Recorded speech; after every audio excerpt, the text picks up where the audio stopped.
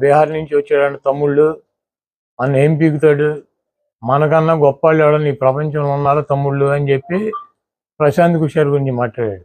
ఇదే రాధాకృష్ణ, ఇదే రామోజీరావు, ఇదే బిఆర్ నాయుడు ఏం చెప్పారు? చంద్రబాబు నాయుడు బాబాయిని చంపటానికి ప్రశాంత్ కిషోర్ ప్లాన్ చేసి ప్రజలను రెచ్చగొట్టి గెలిచాడు. కోడికత్తితో జగన్మోహన్ రెడ్డి గారు పొడిపించుకున్నాడు. వీటన్నిటికి కూడా ప్రశాంత్ కిషోరే ఉన్నాడు అన్నాడు.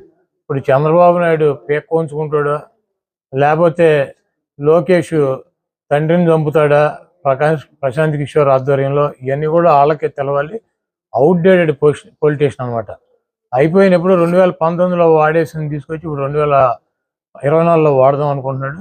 ప్రశాంత్ కిషోర్కి ఐపాక్కి ఏం సంబంధం లేదు. ప్రశాంత్ కిషోర్ వెస్ట్ బెంగాల్ ఎలక్షన్ అయినాక నేను వ్యూహకర్తగా ఉండట్లేదు, నేను తప్పుకున్నాను, నేను రాజకీయ పార్టీ పెట్టానని చెప్పి బీహార్లో రాజకీయ పార్టీ పెట్టి పాదయాత్ర